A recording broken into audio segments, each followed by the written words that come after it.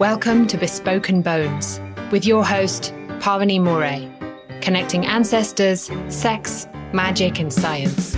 Pavini explores transpersonal tools for erotic wellness every new and full moon, engaging educators, healers, spiritual leaders, and scientists in revolutionary dialogue. Get ready to feel good and go deep. This is Bespoken Bones.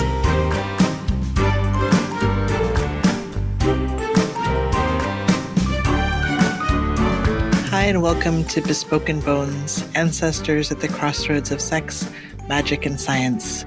We're in the business of healing trauma, connecting with our roots, and developing radiant erotic wellness in past, present, and future generations. And I'm your host, Dr. Pavini Moray. The following episode is a really special episode. It's a deeply personal interview with my friend Colleen Cook. When we did the interview, was in the late stages of her terminal cancer diagnosis, and she died 8 days after we did the interview. And what really comes through this interview for me is somebody who is living as they're dying. Like, she was so conscious and she was so present to her death, and she planned her memorial service. She had her friends and family come months ago, and they spent the whole weekend planning her memorial service. And on the day she died, she spent the day in ritual, in prayer, and surrounded by her loved ones. And she really had a very beautiful death. And so it's tender. It's a tender episode. She was on a lot of painkillers at the time of the episode. This is a very, very brilliant person. And after the episode, after we recorded it, she contacted me and she said, I just feel like my brain was so blurry and foggy because of the drugs I'm on. I wasn't as clear as I wanted to be. So I ask you to just hold this with a lens of gentleness and compassion. This was a person who worked tirelessly for racial justice, who was an activist and organizer up to the moment of her death. And I'm sure as she makes this great transition into the land of ancestors, she's going to be a fierce, radical, powerful ancestor, one of the mighty dead. So, Colleen, wherever you are in your journey, I love you. I'm so glad that we had a chance to do this 8 days before you died. Oh, Colleen! I haven't heard your voice in years. Oh my gosh, it's amazing. It's amazing. Wow. Oh, I'm so excited to be. I'm excited too. This makes me even more excited. Wow, I kind of just want to chat with you. I guess that's what we're going to do. So yeah. Perfect. Usually I start with prayer. Does that feel okay to you? That's great. Okay, let's do it. All right.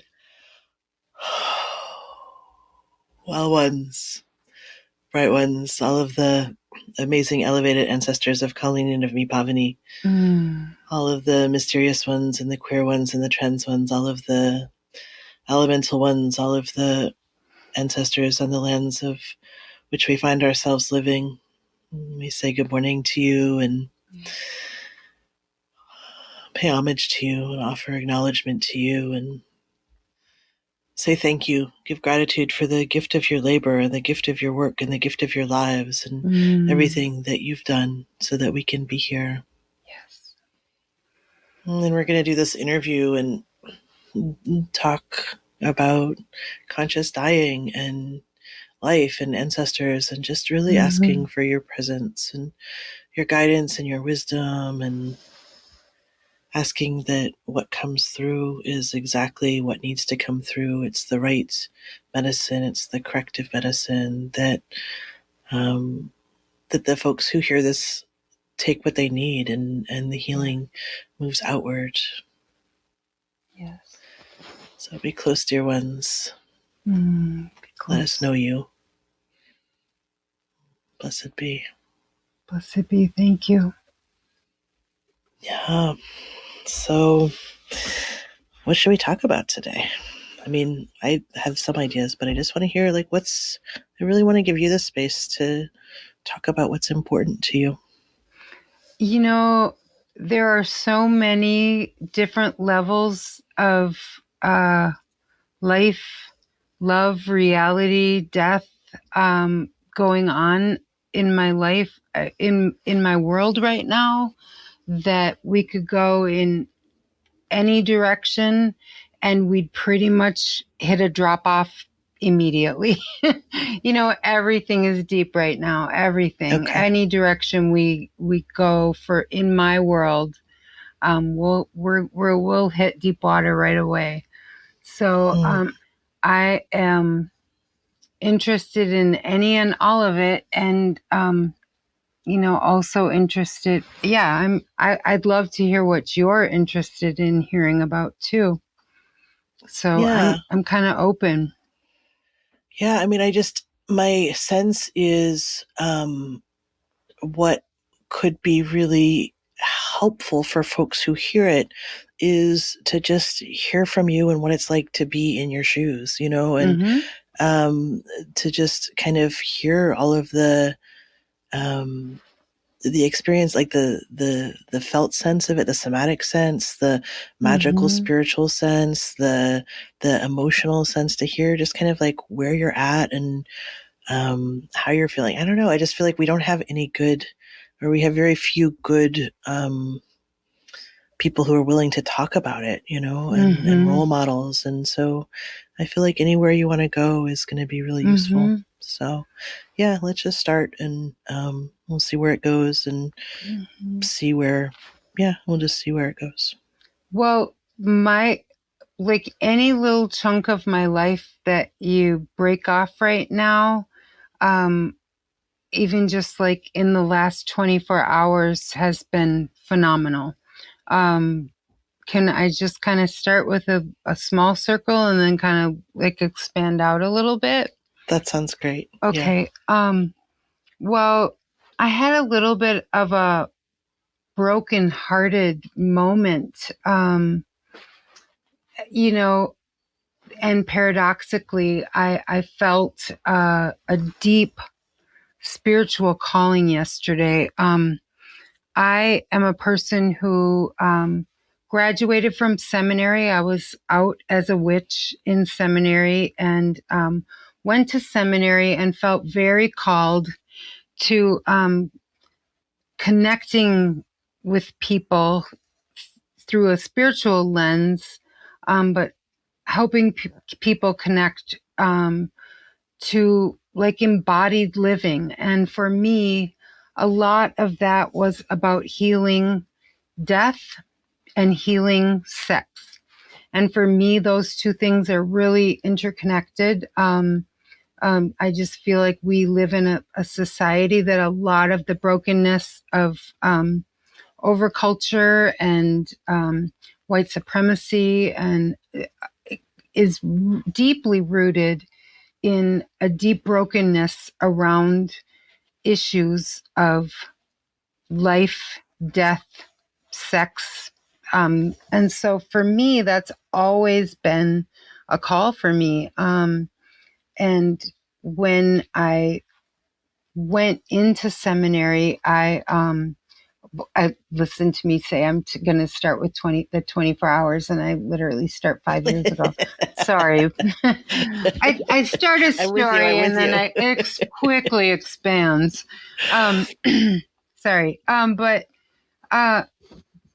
the truth is that, okay, I just got lost. I'm sorry. I have a brain injury, so I hope you can. It's okay. Okay. It's okay. You're talking about life, death, and sex, and the healing, and how that has been important.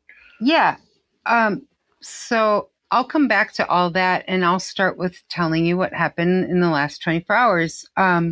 Yesterday, I was strangely and deeply called by ancestors. My sister committed suicide in 1988. She completed suicide, and long time ago. And actually, I really have not been in very much contact with her, even though I've been deeply engrossed in. I feel like she has really connected me in a lot of ways with death, and has called me into the work of working with death in a lot of ways.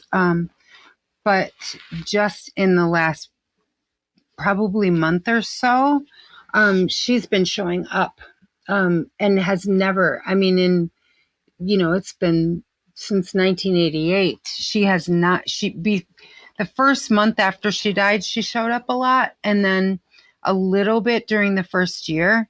And then she just was not accessible. And I don't think that she was, I think there's language that you use around like just not the right ancestor for me to work with. And it was real clear that she needed a boundary, or I needed a boundary. I don't know who needed the boundary, but there was just a real clarity that like we weren't meant to be working together during this during this time.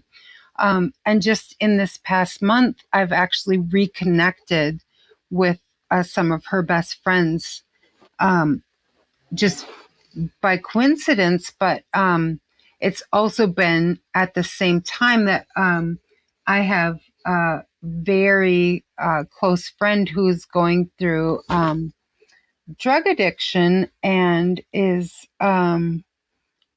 going through getting all this, needing to go into inpatient treatment, and she has two children that I'm very, very close with, and I had this profound spiritual experience where I feel like Megan came to me, and that's your sister. That's my sister, came to me and was like, the girls need you. That's my friend Kenya's daughters need you. And I had an open house, and my uncle came over, and I happened to have like 2 or 3 things from my grandmother that he recognized in my house. And they were all Christian things.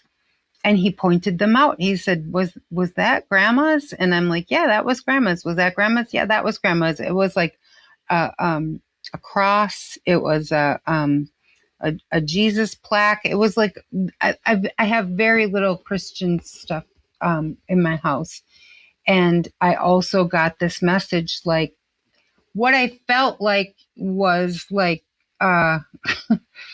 Christianity reaching out to me and saying, hey, the girls really need you to show up, and I felt like it was Christianity asking me to show up. So anyway, Kenya was going into treatment yesterday, and she reached out to her friends and said, I need somebody to help me show up. And I might be going way too far out of line, but yeah, I just, so I reached out and I said, I'm feeling this profound calling to show up.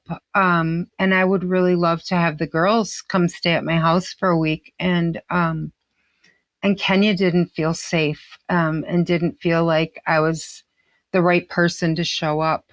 And I really don't know how things are going to pan out, but I had this profound, like feeling of call, like deep, embodied call, a deep embodied call. And it was really not a selfish call. It really was from beyond me. It felt like profoundly, from beyond anything that I've been in relationship with.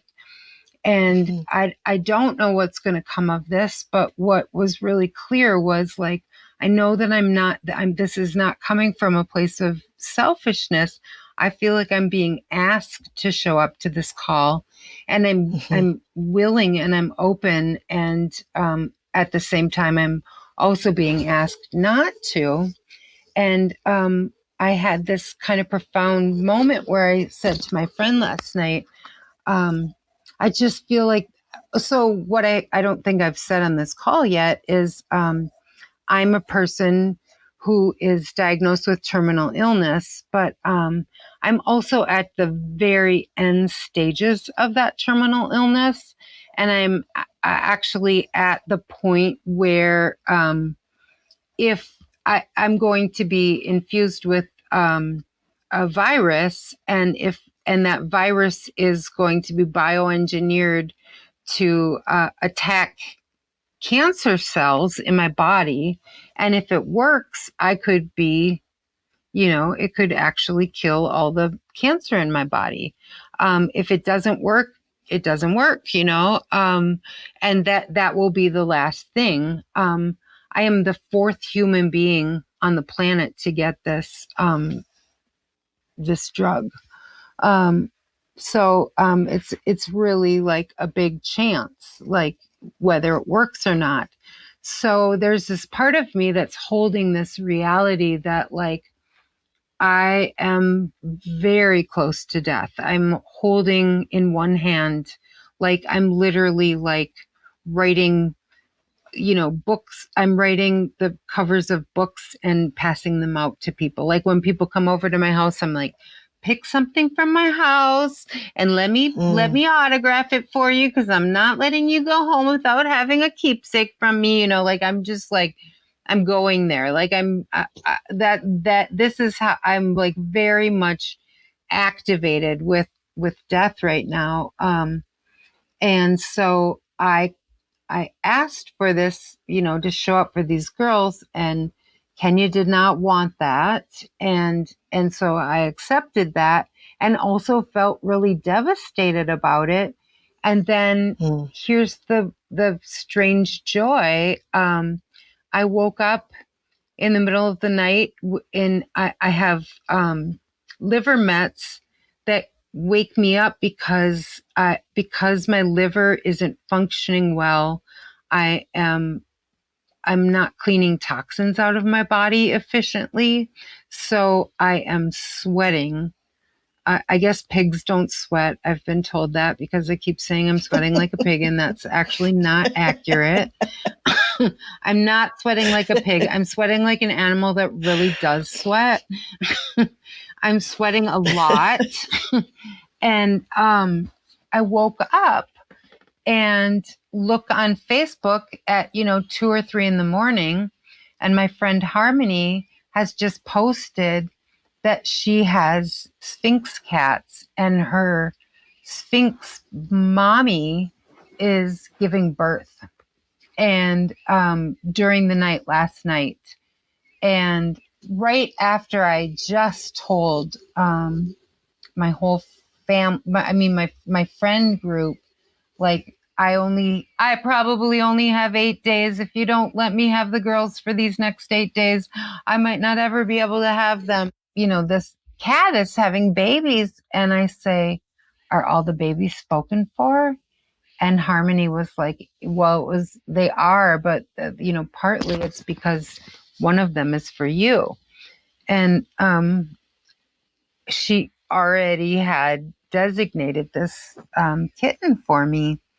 And I was just like, oh my gosh, I'm getting a kitten. And then it's like, when I called my sister this morning and tell her, she's like, ugh, how long do you have to live in order to get this kitten? And I'm like, 8 weeks. And she's like, ooh, but it's just so interesting how my relationship to time flips in an instant. Like, it's like, I might not have 8 days, to be with these girls, and I need to have them.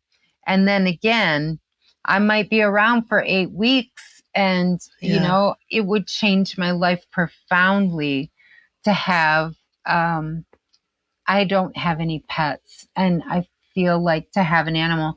And what's really interesting is just my daughter, I have a 22-year-old daughter named Kiara, and for probably the last 6 months, she's been saying, if I could do anything right now, I would have a baby. And, and not so much because I really want to have a baby. It's because I want to be here to see you be a grandparent. And so I called her this morning and I was like, Carrie, remember all you wanted was to be a grandparent? And I'm like, well, I think you're going to have a baby. I think you're going to get to be a parent. And and I think I'm going to get to be a grandparent, and I think this might happen, and I'm going to put all my energy into making this happen in a timely way so that, in fact, I get to see you parent. And so this is just in the last 24 hours. This is how my life is. I get really profound, deep shit that happens. And also, like, I'm, in intense amounts of pain. I'm doing all the life stuff. I'm definitely very committed to being in an engaged life. I'm very committed to being in an embodied life, and very committed to being in a deeply honest life, which can be really hard. It's hard for my friends to hear me say, like, this is profound for me, and I really want that, like all the things. I think I'm going to take a breather and see if you have any questions or if there's any directions that you want to go from there. Yeah, it's beautiful. What I am just hearing is like the poignancy of the magic that's present, like your access to being with things, to feeling things fully, and to being with things in a way that's not half-hearted. That there's like a immediacy, to the kittens, and I just like it. Just I get it, like the life and the death and the and yet you're still, on Facebook and like, and you're having, you know what I mean? It's just like, there's just this real sense of aliveness that I'm getting, and as you're engaging with this. And I'm curious, like you talked about sex. I want to hear like how, like how does that interact with everything that you're doing now? Like, how are you holding yourself as a sexual being, and like, how does that show up for you in this process? To be honest with you, this is, I was really excited when I was diagnosed with cancer to really engage sex and death and have a really engaged process that and to really explore that and to be really present to that. And to be honest, the whole, like, I feel like the work that I did when I first was diagnosed, I was in seminary. I was graduating from seminary, and my senior seminary project was painting these paintings that were about my diagnosis, my prognosis, and what ended up happening was having this really profound experience of realizing, like, that desire still gets to be part of my life. Like, this is when I very first was diagnosed. I felt really like it was too profound for me to even as like a poly person, it felt really hard to even let people in, because I just didn't know how to have conversations about how, kind of like, caretaking, I guess, is like, I don't know how to, and I actually haven't done a great job. Like, I have a really profound story on paper. I have a beautiful, this beautiful set of paintings that are all about desire, all about embracing embodied life and embodied sex. And if I'm being fully honest, it just has not been the life that I've lived. And I think that I have been, one of my biggest lessons that I've said since I started having cancer is that I want to be an ancestor. Like, this is one of the reasons why the ancestor work that you do is a little tricky for me, because I feel a profound calling to be an ancestor who makes mistakes. I feel this profound calling. Like when I found out I was dying, I felt like this profound calling to, I know that I go way off on tangents. I'm sorry. I promise I'll come back around. No, Colleen, it's good. Okay. Go. Yeah. I had this when I found out I was dying, I had this profound like, oh my gosh, I'm going to die and the world's going to be broken. And I was like, oh, you've always known this. Like you've known this since you were 6 years old. And, you've known about all this. And also you've never like so deeply embodied how the world is going to be broke. Like you aren't going to get to fix the world. And so the profound opening that made for me was that I was like, well, here's the thing that a lot of times my experience with as being a white-bodied person is that a lot of white-bodied people have the comfort or access to practice being comfortable and waiting for the right answers, waiting to know the right thing to say or the right thing to do. And I realized, you know what? I want to be an ancestor who makes mistakes. And you know what? I absolutely do not want to make it on, marginalized people's backs. I absolutely don't. And I know that I will, but what I want to be is if nobody's practicing, we're just going to keep fucking up by not trying anything, So I have deeply and profoundly embraced this, like, I want to become a marginal ancestor, like, and practice it. Honestly, that's like, it's so good. I'm serious too. And that's like that whole idea of like reaching out to like more skilled ancestors.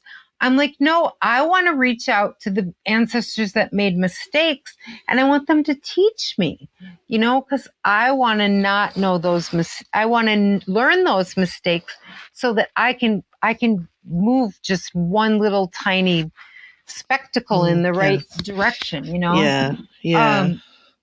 So that's a thing. And I just lost where I was going. So,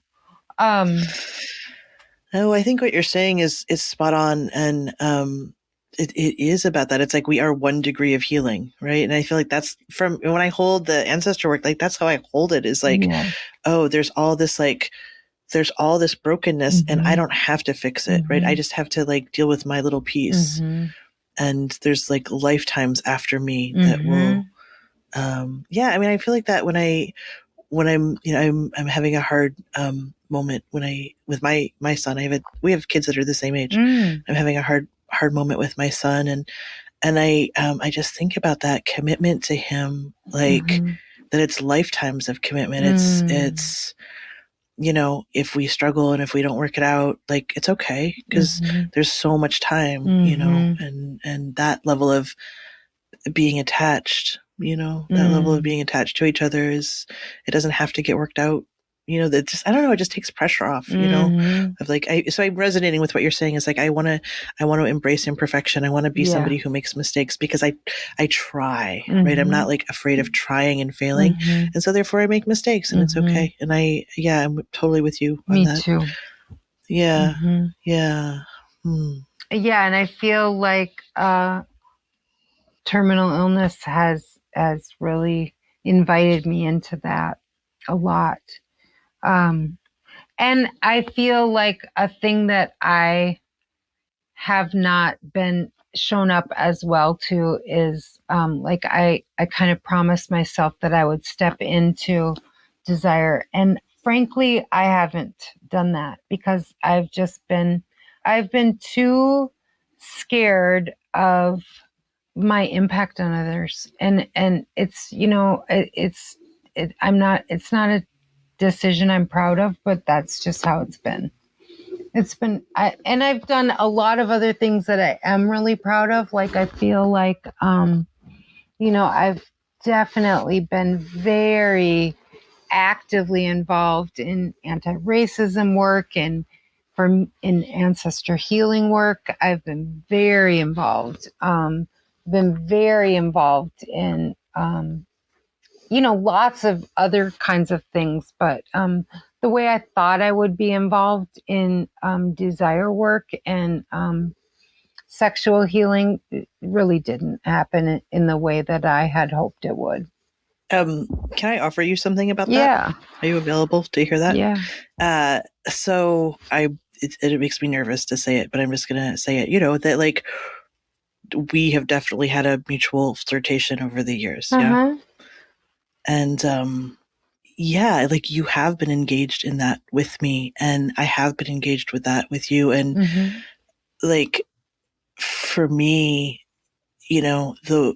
on my end of things over here, like one of the ways as I've watched, your illness progress, is to like really stay in the attraction, to really practice, like, because I think there's this thing about, when somebody is sick or dying. I mean, you tell me, but like when somebody is sick or dying, it's like, oh, suddenly it's like when you first become a parent or you first become a mother, right? It's like, oh, now there's this like thing on you. And that like you're different, that you don't get to participate in these paradigms of desire. And so for me on my end, it's just been like, yeah, Colleen's hot. Yeah, Colleen's hot. Thank you. And thank you for keeping that identity alive too, because it does take a person having the courage to keep that identity alive. And frankly, most people don't. I mean, aging is definitely a thing in our culture and like in the overculture. And dying is like, end of life aging, So it definitely, thank you. Thank you for seeing me in that way. And I love that about us, that we have a flirtation and that I feel seen as a sexual being by you. And that means a lot to me. But I do have that with other people too. And there's a certain weird way that it's actually like very safe, because everybody knows I'm going to die. So it's like, you know what I mean? There's a certain way that there is a safeness to being flirtatious with me. But there's also like, I always feel like I don't know what level of safety is not really the word, but there's something about like boundary safety. I don't like, you don't want to like insert yourself in a way, like if somebody's like holding like, oh, that's dying Colleen, and you're like, no, this is sexy Colleen, like you don't want to insert that. Or well, this is the funny thing. It's like, I don't want to go for like, I am not having sex with any humans. And what I want is to be having sex with at least 3 or more people, because to help absorb that there would not, or just not even necessarily sex, but just active intimacy. Because to me, then that takes the burden off of people, like having to feel like a primary partner. I mean, even if you're not a primary partner, if you're the only person having a deep intimacy with somebody who's dying, there's kind of a role that you're taking on that can become easily heavy, And so for me, I've always wanted to flip from being single to having like several partners, but I don't want to go through finding 5 to 10, partners. I don't want to do that. Like, I don't have the energy for it. I just want them to be there, because I think it would be fun. And I have this freaking amazing body that can do amazing things, and with other human beings, like being in contact. Like I know from having done like, what's the word when you let energetics come through your body? What is it called? I can't even think. Not possession. What did you say? Aspecting? Yeah, aspecting. Like that? Thank you. I know from aspecting that, like, when that happens to me, like the profoundness is that, like, I am in a body. I want to touch you. I want to, like, and I know that is really special. A special aspect of what it means to be alive is to possess a body and to be able to touch other bodies and to experience bodies together. And I want to experience that. And I want everybody to get to experience that, And I also, I have limited myself for sure by just my fears of, I mean, it's just silly. I mean, it's, of my impact on people. And I'm just curious of what you're afraid your impact is. Like being too much? I think that I probably haven't even processed enough because, it's just the silly brick wall that I put up around myself all the time. I've probably done this is why, like, I called myself queer when I was 15 years old, but, I fucked people that identified as men, till I was 25. You know what I mean? Yeah. Like, because I was building these walls of safety for myself that really had nothing to do with safety, and I think I still do that. So human, Colleen. Yeah. It's just so human to do that, right? It's like, oh, how am I going to protect myself? And we all do it. It's like, oh, I'm not attractive enough, or I'm too much, or I'm, I'm not worthy, or I'm going to, like, I hear what you're saying of like the impact thing. Like, oh, I'm going to impact somebody with my dyingness. Well, fuck, we're all dying, right? Like, I mean, you're dying on a quicker time scale, but yeah, it feels important to me to notice that of like, here you are, and that it's been there and it's there for so many of us. I would say most of us, these walls that we have against intimacy. And it's like, yeah.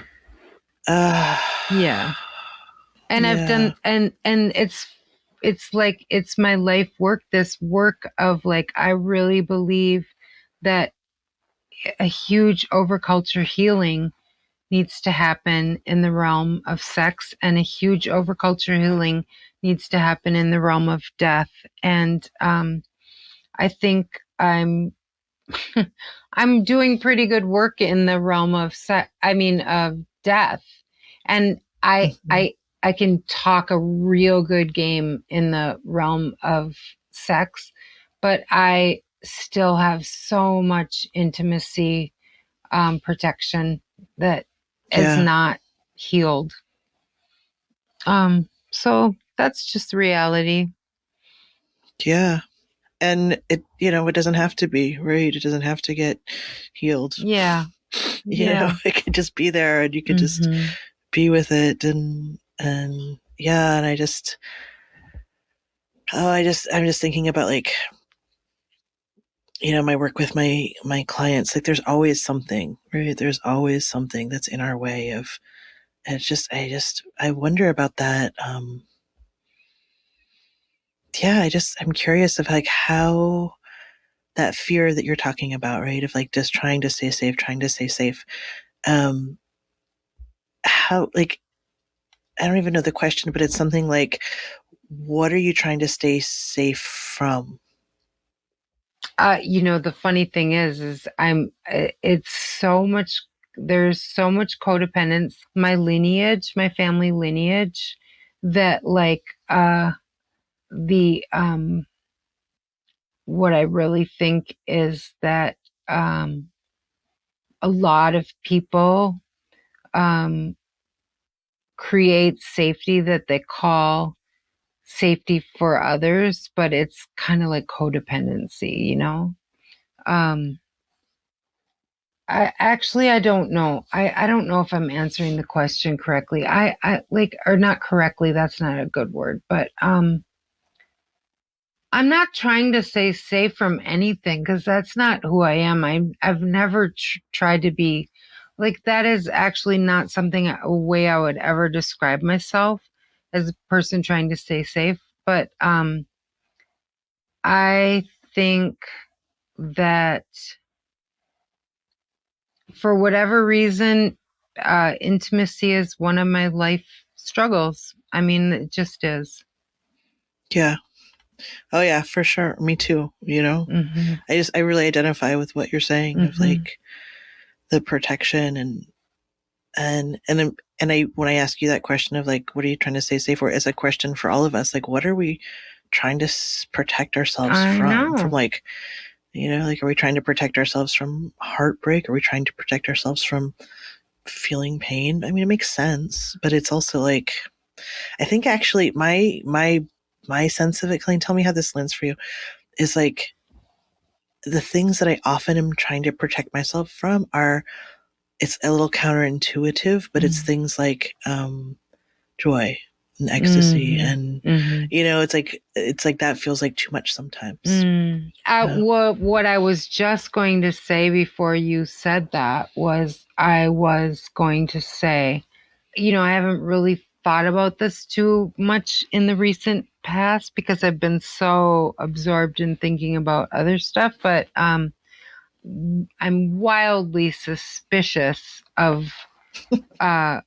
you know, white supremacy and you know, cultural bullshit actually being behind all of this. And this is just a place where it still has a strong grasp on me, and in our bodies, in my too. body. Yeah, for sure. In my body. It's and when you ask me, what am I trying to stay safe from? I fucking know that this doesn't make me safe. I know that, like, you know, decolonizing my body means like letting myself not be comfortable and knowing that I can survive, you know, and I mean, it's so like, I know this to be true. I mean, you know, I'm not at all afraid of death, but I'm afraid of intimacy. You know, it's just like, really? I don't really, you know, that's a really big, you know, deep admission, you know, it's humbling. Oh, it's beautiful. It's humbling. So humbling. Yeah. I don't know if I should laugh or cry right now. I feel both. Yeah. Yeah. Yeah. And I'm actually like a person who is generally an extroverted person. And so I oftentimes think of myself as a person who kind of has a comfort level with intimacy that a lot of people don't even have, you know? And so for me to be talking like this, like so broken in the realm of intimacy, is fascinating, because I'm also like really deeply engaged with it, you know? Yeah. And that's true. And it's not, it's paradox, you know, it's like, I could write a book about intimacy that I think would be really good, but also I'm not living the life that in that way. I feel like the book that I could write about death is more like, I could be deeply honest, and it would be about the true embodiment I have with death. That is not true for my embodiment with intimacy, is not the same. I'm curious about receiving, because I think about intimacy, like one way I hold it is the capacity to receive. right? To like be open to receiving love and kindness and goodness and pleasure and all those things, right?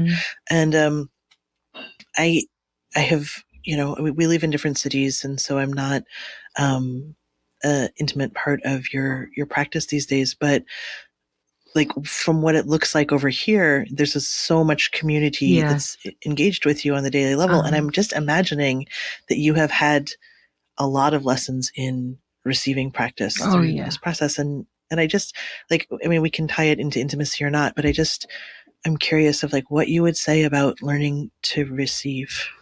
That's another piece of my call. What I feel is part of my death work is absolutely that I am trying to model that we are, building community is about receiving and is about asking and allowing.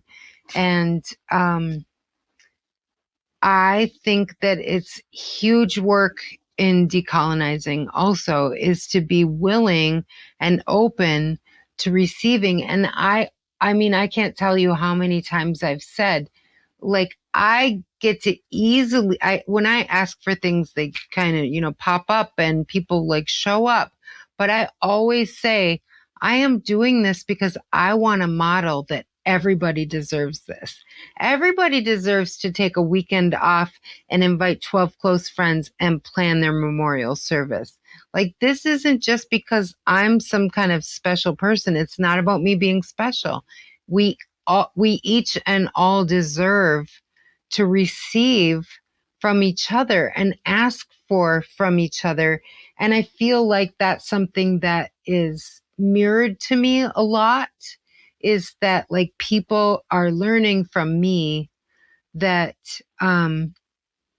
asking for things, asking for people to show up, asking for help, telling the truth about vulnerability, telling the truth about like, this is like a silly way of putting this, but like I put up the real pictures that are taken of me. I don't look for the good pictures and, ignore the bad pictures. I just put up the pictures, Somebody once said to me, like, my mom didn't like any of the pictures of her. So literally there are no pictures of my mom, and my mom died young. This is a friend. And I really took that to heart. I was like, I'm not going to be that person who doesn't want to be seen because I'm not accepting of that.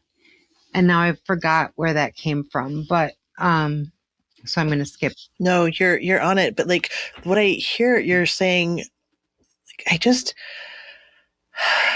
this might be a stretch. Okay, but what I think I hear you saying is through conscious dying, like you have gotten really good at receiving, and you're asking and you're modeling for people how to ask, because we all get to ask, and we all get like, it's not because we're special. We all get to have these things. Yeah. And you've had to learn how to ask people and have them show up and let them show up, and what a gift it is to showing up. Right. I mean, it seems to me like the intimacy that you're talking about, it's a different model of intimacy. Yeah. Right? Thank you for seeing that. It's true. Yeah. It's true. Yeah. I have a most, and this has actually been true of me. I have always had a queer intimacy, always. And this is a thing that I think has been, a different thing that I've also modeled is just this, that queerness can be on so many different levels. It's like when we did this weekend where we planned my funeral, a lot of people said, like, you taught me how to be poly in friendships. Like, you taught me how to be like deeply love several people as your best friends, Yes, and that's yes. true. I am deeply poly and deeply intimate with people. And but for me, it's just been, my fucked up history with sex has, has impacted my. I mean, well, I just have to say, you have 8 days and you're getting a new pussy. So Yay! Yay! 8 weeks. 8 weeks, 8 weeks, 8 weeks, right? Thank 8 weeks, you. 8 days, Oh my whatever it gosh, is. I love hearing that. Yeah. You didn't see me, but I did a little pussy dance over here. Thank you. That's beautiful. Thank you for making it into poetry. Let's just call that in, because why not? Why not intimate why touch? not? You know? Yeah. Seriously, what do you got to lose at this point? That's what I'm saying. I'm calling that in for you. Thank you. 3 to 5 people who are willing to do intimate touch with Colleen. Yay! and her new pussy. Yeah, my new pussy, which I think you'll love. Pretty sure there won't be anybody that I'm getting. The cat is a sphinx. Do you know sphinx cats? Are those the hairless Yes. ones? Oh, cute. Oh, I mean, kind of cute. They're kind of weird. They're different than cute. I mean, cute. They are amazing to me. I've just always been called to them, and I only just met them for the first time like a month ago. My friend Harmony is a breeder. I'm not exactly sure about the ethics of it all, and I'm not really looking into it. Sorry. It's probably I am a vegan, but we have to choose our battles. Well, that means you won't be eating the cat, so it's good. Thank you. Yeah, you're right. I won't. Colleen, I want to just drop in for a sec. Okay. And just see if there's anything else that really wants to, your people want. Okay, what else? Nothing's coming that I feel particularly called to. I feel like we've just kind of just scratched the tip of, and I don't feel like, I feel a little sad because we talked about the stuff that I'm not great at. No, we talked about the stuff that you're not what? I'm just kidding. I said we talked about the stuff I'm not great at. Like if we would have went on and on and on, I could have just told you so many cool dying stories, but that's not what we did. But that's okay. Do you want to tell me a cool dying story? We still have time. Tell me a cool dying story. It's okay. Yeah. That's this. Okay, I'm going to tell you another big dying lesson that I've had is that I have learned that a huge piece of my identity has always been not leadership from the center, but leadership from the edges. And not even necessarily leadership, but just edge walking. And a huge piece of like who I think what I have that's a special gift is seeing people who also walk the edges and recognizing them and witnessing them and calling them.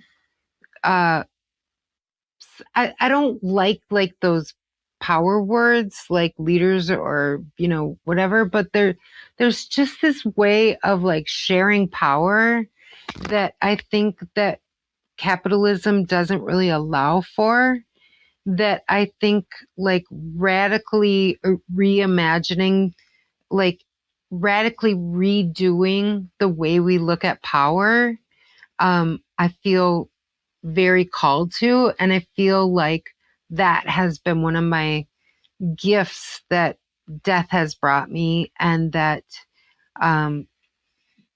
being a reclaiming witch has brought me, and being an edge walker has taught me. So yeah. So power from the not like it's not centralized power, but shared power. Yeah, totally shared power. Yeah. And recognizing and naming power in others, and seeking out not to be in a position of power, but to pull people into positions of power, Into their own power. Yeah. Like, when I asked for people to show up to help me, I asked for people to come over and just do help days, 2 days a week.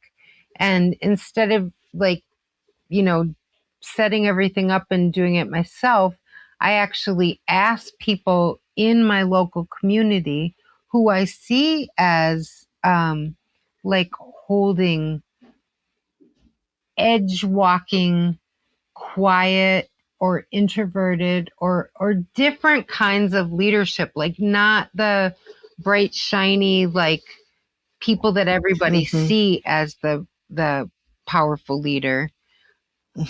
Recognizing other people and asking them to be in the leadership role, and I practice doing that. And I think that is an important way for us to decentralize power. That just feels like a thing. I don't know. I feel like I'm really speaking very randomly and weirdly, and I'm not sure if I'm, hitting the ball into really like power. Yeah, that's why we start with prayer. To just like, we trust that what comes through, like, seriously, like I have said really strange things in interviews and I've been like, why the hell am I saying that? And then like somebody will write to me and they'll be like, oh my God, that thing you said. And I'm like, oh, right. So we put it in the container of the prayer to know that it is a prayer.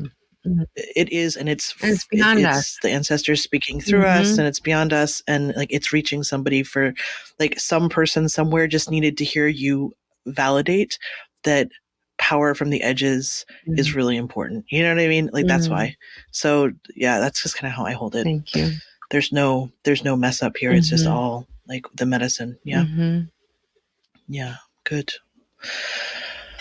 Oh, Colleen. Yeah, and if this is the last conversation that we have, I want to tell you that if I was in your city, I would totally come over and be erotic with you. Oh, thank you. Thank you. And, just what a, I already have my Colleen object, which I won in a raffle once, something that you made. I have these little coaster things with Dr. Seuss characters that you made. Yeah. I know exactly what they are. Yeah. And I knew so I have my Colleen object. Them. And I think you wanted them even before. Yeah, that was cool. Yeah. I'm glad you got them. That's awesome. Yeah, and I'm gonna keep sending you, erotic prayer energy. Thank you for your healing and for this. I'm done. Yeah, let this virus just like munch away. Dance. My away. Thank you. Yeah, I love you. I love you too. All right. Thank you for this time. This has been really sweet. It's super special. Thank you, Pavini. Much love. Much love. Thanks, everyone, for listening to such a tender episode. It was such a privilege to be with Colleen so close to the end of her life. I mean, really, who does that? Who knows they're going to die and goes on a podcast to talk about it 8 days before they die? It's so special and so remarkable, like what we can do as humans. Yeah. We can die the way that we live. We can die with robustness and fullness. So a couple of things I want to let you know about. One, Bespoken Bones is going to be going on a 3 moon cycle hiatus. I'm in the process of moving across the country. I'm in the process of starting an online school for sex and intimacy called Wellcelium. And I'm in the process of releasing a new podcast, which is going to start in September, called the Well Pleasured Podcast, which is your erotic liberation game show. So I'm really hoping that listeners of Bespoken Bones will find some delight in the Well Pleasured Podcast. So you can watch for that coming soon. And I'll be back. Bespoken Bones will be back on October 13th, the full moon. We'll have some special guests. I would love to hear from you between now and then. Who do you want to hear on the show? Really, this is your show. And let me interview the people that would be most beneficial for you in your life. So thank you for listening. I'm Dr. Pavini Moray, and I will see you soon.